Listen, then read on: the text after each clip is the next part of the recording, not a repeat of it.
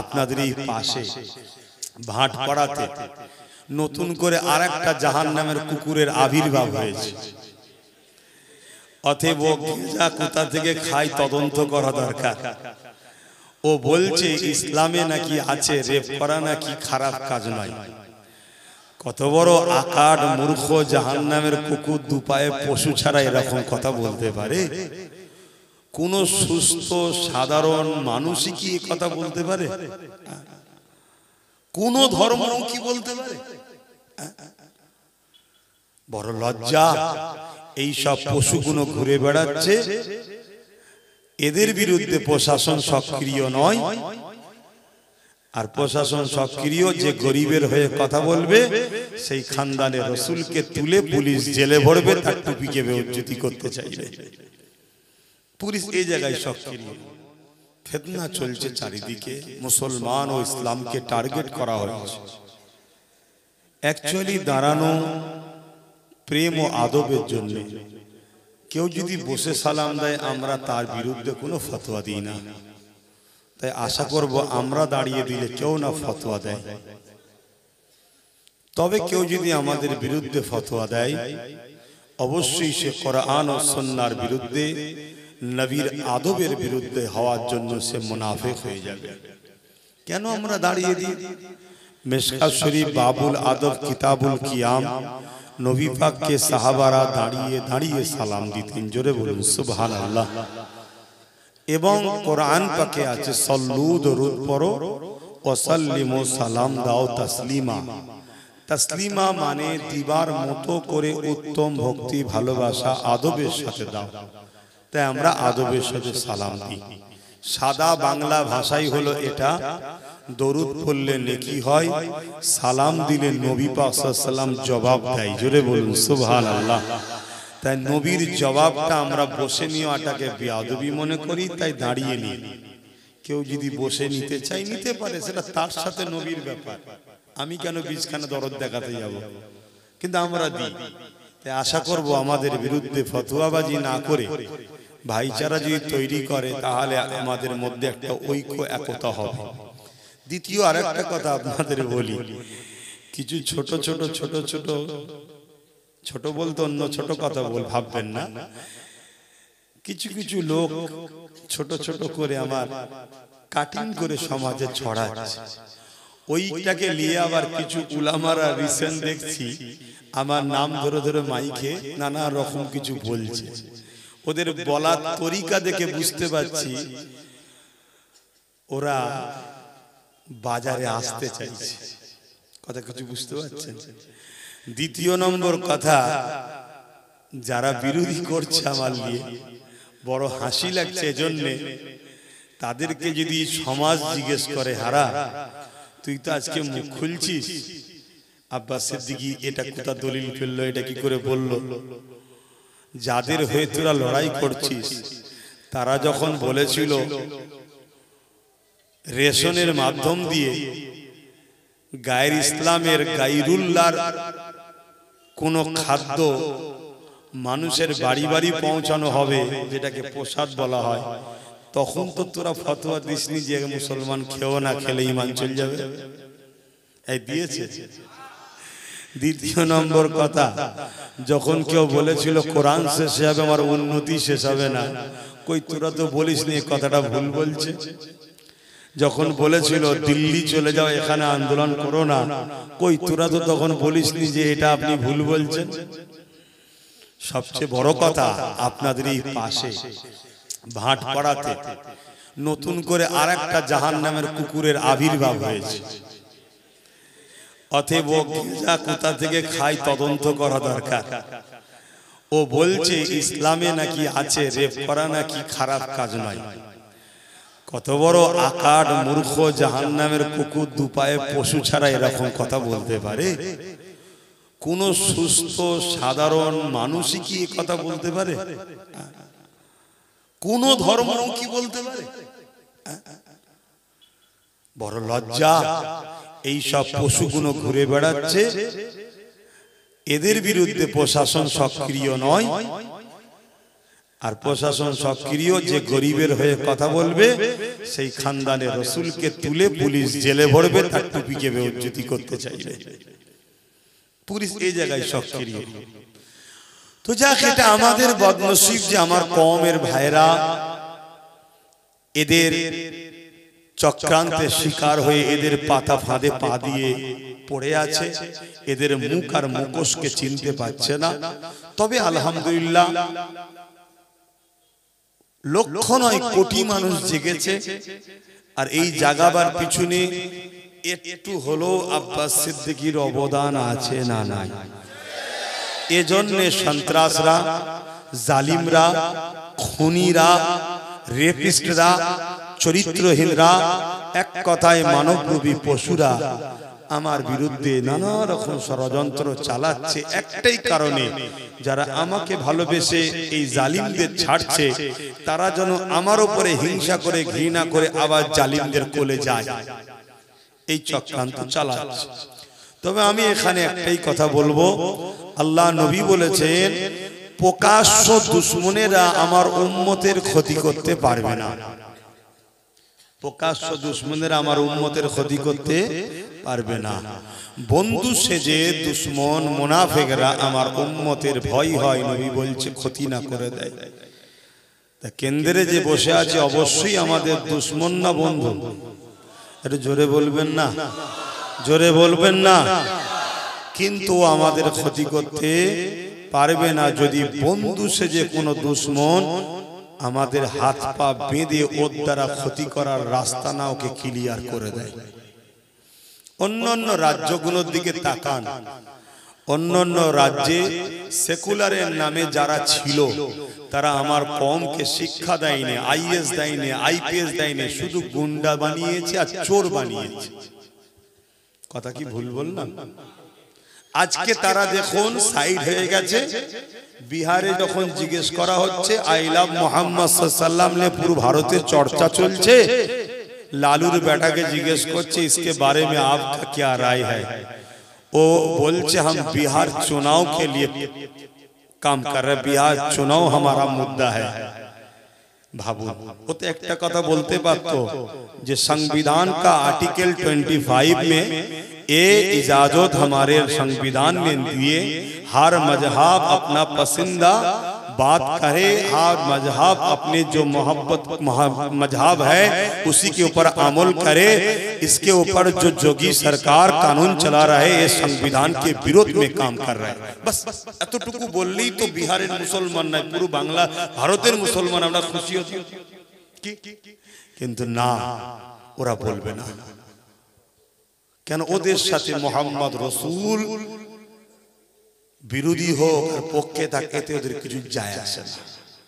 কিন্তু আমার কম এরপরও সেই দালাল বলবে ওয়াইসিকে, আর এই লালুর বেটাকে বলবে সেকুলার। এ জাতের মরা ছাড়া দ্বিতীয় কি উপায় হতে পারে? আর এ কথা যখন আমি বলবো আবার একদল মুনাফিক বলবে ও বিভাজন করছে। আমি বিভাজন করিনি, আমি হকটার পক্ষে কথা বলছি। কথা কি খারাপ লাগলো আপনাদের? বড় দুঃখ। আজকে এত বড় একটা হই হই হচ্ছে, আমার রাজ্যের সিএম এর মুখে একটাও কথা শুনেছেন এই বিষয়ে? আমাদের ভোটেই তো জিতে আছে নাকি? বলুন না, সত্য কথা বলুন, জিতে আছে তো নাকি? একটা তো কথা বলতে পারতো যেই আই লাভ মোহাম্মদ রসুল্লাহ উত্তরপ্রদেশের সরকার যেটা করছে এটা সংবিধান বিরোধী। যদি বলেন এটা তো রাজনীতির পার্ট নয়, তাই আমি বলিনি দীঘায় মন্দির বানানোটা রাজনীতির পার্ট নাকি? তো ওখানে বানাচ্ছেন কেন?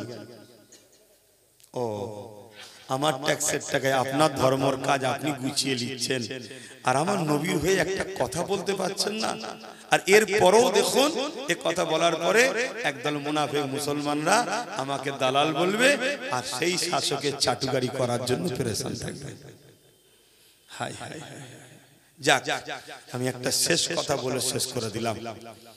সবকিছুর আগে যদি হুজুরকে মহব্বত না করতে পারো তুমি নবীর শাফাত পাবে না, তুমি ঈমানদার নাই, তুমি জান্নাত পাবে না। কথা শেষ। আমি এতটুকু বুঝি যে যাকে সব থেকে বেশি ভালোবাসে তার সঙ্গে যদি কারো টক্কর হয় আপনি তার পক্ষেই দাঁড়াবেন যাকে আপনি বেশি ভালোবাসেন, তাই তো নাকি? তাহলে আজকে আমার নবীর হয়ে যখন কেউ কথা বলার নেই, আমার নবীর হয়ে যখন কারো মুখে দেখেছি, আমার নবীর যায় আসে না কেউ আমার হয়ে বলুক, কিন্তু আমরা তো চাই নাকি তোর হয়ে লড়ি, তোর পিছনে ঘুরি, তুই এই করিস, আর আমার রাসূলের একটু কিছু বলবি না? তুই সবার বেলায় মুখ খুলিস, সবার বেলায় কথা বলিস, এবং সবচেয়ে বড় কথা আমার নবীর হয়ে যদি বলতে নাও চাস, তুই বল 25 নম্বর ধারাকে অপমান করছে কেন্দ্র সরকার, সংবিধানের কথাটাই বল না কি? তাহলে আপনাদের ভাবতে হবে, আপনাদের ভাবতে হবে কত আন্দোলন করবেন, কখন বলবে 3 তালাক, কখন বলবে এই, কখন বলবে মসজিদ চলে যাবে, কোন শুধু আমরা রাস্তাতেই নাবি আর হই হই করি। একবারও ভাবলাম না যে আমরা আমাদের লোককে ওইখানে পাঠাই, যখন আমাদের উপরে হামলা করবে বা কিছু হবে, সে যাতে আমাদের হয়ে কেস লড়ে, আমাদের হয়ে পথে প্রশাসনের সামনে দাঁড়িয়ে লড়াই করে, এই কথা আমরা একবারও ভাবছি না। তো সময় এসেছে, ভাবার যদি হয় ভাবুন, না হয় মাদ্রাসা গুলোও শেষ হয়ে যাবে। এই কথা বললাম, আপনাদের কি কারো কষ্ট হলো? আপনাদের মনে হলো হুজুরের ছেলে রাজনীতি বলছে কেন? আচ্ছা বলুন তো, কেউ যদি রাজনীতির নামে আমার আল্লাহ ও রাসূলের উপরে আঘাত দেয়, আমি তার বিরুদ্ধে একজন ধর্মগুরু হয়ে বলতে পারি না? আপনারা কি কাউকে আল্লাহ বলে মানেন? কোন ব্যক্তিকে, কোন সরকারকে মানেন? কিন্তু আমার রাজ্যের সিএম কে তো কোন এক ব্যক্তি বলছে উনি আমাদের আল্লাহ। এটা সত্য বলেছে না ভুল বলেছে? এর জন্য ক্ষমা চেয়েছে। এরপরও যদি আপনি বলেন যে ভুল বলেছে, তারপরও যাকে আল্লাহ বলল তাকে সাপোর্ট করলেন, তার মানে আপনি কি তাকে আল্লাহ বলে মানলেন না? আমার কথা মাথায় ঢুকছে না? একটা লোক চোর জানার পরও তাকে সাপোর্ট করলেন, তার মানে আপনি চোরকেই তো পছন্দ করলেন। তা একটা লোককে আল্লাহ বলল, সে চুপ রইল, তার মানে কি তার ভালো লাগছে যে আমি যে আল্লাহ বলেছে? সে কোনো রিয়াকশন দিল না যে ও এটা ভুল বলেছে, এসব কথা বেকার কথা, ওটা বলা উচিত নয়, এমন কোনো রিয়াকশনও দিল না। এরপরও আপনি তাকে সাপোর্ট করছেন, তার মানে কি আপনি তাকে কি? একটু হুঁশ করে কাজ করুন। মনে রাখবেন, বাঁচাবার মালিক কিন্তু আল্লাহ। আপনি যদি কারো হাত থেকে বাঁচার জন্য কারো সাহায্য চান, বাঁচাতে কেউ আপনাকে পারবে না, বাঁচাবার মালিক আল্লাহ। একটা নবীর নাম বলছি, নবী উযায়ের আলাইহিস সালাম, না সরি নবী জাকারিয়া আলাইহিস সালাম। অনেক আগেকার পড়া তো একটু মিস্টেক হয়ে গেলে ক্ষমার নজরে দেখবেন নামটার জন্য, কিন্তু ওয়াকিয়াটা হচ্ছে এটা, ওনাকে যখন ওনারই কওমের জালিমরা শহীদ করে দেবে বলে তাড়া করেছিল। এ যুবক, আমরা সামান্য কষ্টে অনেকে বলি অনেক পেরেশানে আছি, আরে নবীদেরকে আগেকারের উম্মতরা ধরে শহীদ করে দিয়েছে, করাতে দুটুকরো করেছে, কতল করে দিয়েছে। হযরতে জাকারিয়া আলাইহিস সালামকে তার উম্মত তাড়া করেছে। কোথায় লুকোবে, কোথায় যাবে? একটা গাছ দেখতে পেয়ে সেই গাছকে বলেছে, তুমি আমাকে একটু জায়গা দাও। গাছ নিজেকে ফাট করে দিয়ে নবী জাকারিয়া আলাইহিস সালামকে ভেতরে ঢুকিয়ে নিয়েছে, কিন্তু একটা জামার খোঁট বাইরে রয়ে গেছে। দুশমনরা এসে জামার খোঁট থেকে বুঝে নিয়েছে যে এর মধ্যে নবী ঢুকে গেছে, কিন্তু দুশমন যে হয় সে এত অন্ধ হয়, তার মাথায় ঢুকলো না যে ইনি যদি সাধারণ লোক হতো তাহলে গাছের ভেতরে ঢুকলো কি করে, নিশ্চয়ই নবী, ক্ষমতা আছে। কিন্তু না, দুশমনী ঘরে তারা গাছটাকে করাত দিয়ে চিরতে শুরু করেছে। আল্লাহ পাক নবী জাকারিয়া আলাইহিস সালামকে বলছে, একবারও যেন উফ আওয়াজটা না হয়, তুমি সাহায্য তো আমার কাছে চাইবে, গাছকে বললে কেন? ভাই, গাছকে বলা সাধারণ ভাবে যদি আমি কারো কাছে পানি চাই শিরক হয়, কিন্তু না, এটা আমাদের জন্য শিক্ষা, এটা আমাদের জন্য শিক্ষা। তো সেই জায়গায় নবী জাকারিয়া আলাইহিস সালামকে পুরো করাত দিয়ে দুটুকরো করা হলো, একবারও উনি উফ বলেন, এখানে আল্লাহ বলেছে উফ বলবে না। তাহলে আমাদের উপরে অনেক জুলুম হবে ভাই। যদি আল্লাহ পেতে চাই, নবী পেতে চাই, 30 বছরের জিন্দেগি, 50 বছর, 100 বছরের জিন্দেগি যদি না আছে, আখিরাতের কল্যাণ চাও, তাহলে দুনিয়ায় কষ্টকে সহ্য করতে হবে। পাশাপাশি আমরা যদি সংগঠিত হয়ে লড়াই করি, একদিন কষ্ট ছেড়ে দিয়ে দুনিয়াতে আমাদের বাচ্চা কোনো কমসে কম একটা শান্তি সমাজ পাবে। একটা জায়গায় গেছেন, মরুভূমি এলাকা, পাথর এলাকা, সেই জায়গায় কি সঙ্গে সঙ্গে চাষ করা যাবে? আপনি বললেন না, এই পাথর ফাথর রয়েছে, থাক এখন হাত দেবো না, 1 বছর কেটে গেল, পরের বছরে চাষ করা যাবে। আবার বললেন ধর থাক, এখন শক্ত জায়গা, বালি পাথর জায়গা, 3 বছরে চাষ হবে, 5 বছরে হবে, 10 বছরে হবে। কিন্তু প্রথম বছরেই যদি চাষ যদি নাও হয়, চেষ্টা করবে, একটু ঘাটা ঘুটি নাগল টাগল দিয়ে পাথর ফাথর ইদিক উদিক করলো, চাষ ভালো হলো না। দ্বিতীয় বছর আবার চেষ্টা করলো, ভালো হলো না। তৃতীয় বছর আবার চেষ্টা করলো, ভালো হলো না। চতুর্থ বছর আরো চেষ্টা করলো, একটু হলো জমির রূপ পাল্টাবে না পাল্টাবে না, জায়গাটা একটু উপযুক্ত হবে না হবে না। আবার চেষ্টা করছে, আবার চেষ্টা করছে। 10 বছর পর, 15 বছর পর ওই জমি চাষযোগ্য হবে না হবে না। আজ আপনি চেষ্টা করছেন, একটা চাষ তৈরি করছেন যেখানে অন্যায় মিটিয়ে, অত্যাচার মিটিয়ে, জুলুম মিটিয়ে, খুন মিটিয়ে মানুষের অধিকার, ইনসাফ দেবেন, ইনসানিয়াত করবেন, গরিবকে ভালোবাসবেন। আপনার আমার বাচ্চাগুলো আইএস, আইপিএস, জজ, ডিএম, বিডিও হবে, শিক্ষা পাবে, লুট বন্ধ হবে, দাঙ্গা বন্ধ হবে, ফিতনা বন্ধ হবে, একচোখো মনোভাব বন্ধ হবে, জায়গা আমাদের বাচ্চারা ভালো জায়গা পাবে। আজ হাত গুটিয়ে বসে থাকলে হবে না। আপনি চেষ্টা করছেন 1 বছর, 2 বছর, 3 বছর, 4 বছর, 5 বছর, 10 বছর, 20 বছর। একটা দিন আমি যদি ভালো চাষের ফল তুলতে নাও পারি, জমি তো তৈরি করে যাব, আমার বাচ্চা কিন্তু ভালো ফসল তুলবে। বলেন এই সংগ্রাম আমাদের চালিয়ে যাওয়া দরকার আছে না না? হাত তুলে বলুন আছে না না? এটা আব্বাস সিদ্দিকী ভুল করছে, তাই তো? আমার হয়তো অনেক মুসলিম ভাইয়েরা বিভিন্ন লোকের হয়ে জমিতে চাষ করছো, বিনিময়ে কিছু পয়সা পাচ্ছ। মনে রেখে দিও, জমির মালিক তুমি নয়, কাল তোমার ছেলে ওখানে কাজ নাও পেতে পারে।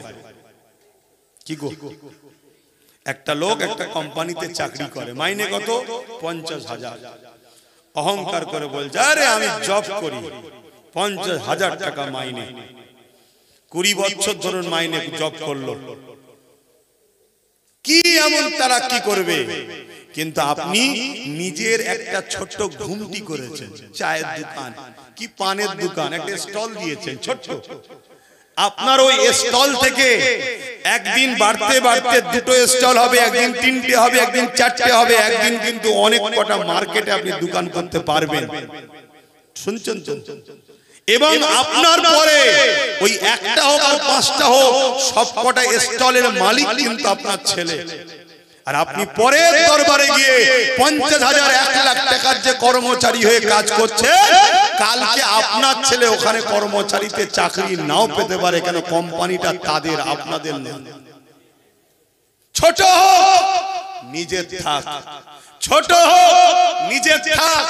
তাতে যদি কেউ মনে করে এই কোম্পানির সঙ্গে বন্ধুত্ব করা দরকার, তাকে আমরা মাল সাপ্লাই দেবো, প্রোটেকশন করে দেবো, কিন্তু তা বলে তোমার কর্মচারীতে গোলামির জিন্দেগি করতে আমি রাজি নয়, আমি নিজে স্বাধীন থাকতে চাই। এই চিন্তা করাটা কি ভুল হয়েছে? একটু হলেও তো বুঝতে পারছো, যেটা প্রথমেই বললাম, মুসলমানের এখন প্রচুর দাম, মুসলমানের এখন প্রচুর দাম। কেন? মুসলমানকে একটু যদি অবহেলা করা হয়, মুসলমানের অন্য দোকান হয়ে গেছে। কথা বুঝছেন না? বোঝেন না? অনেক দাম এখন। ইয়া নবী সালাম, ইয়া রাসূল, ইয়া হাবিব সালাম, সালামা কঠিন হাসরের দিনে কি আছে মোদের কপালে, গুনাহ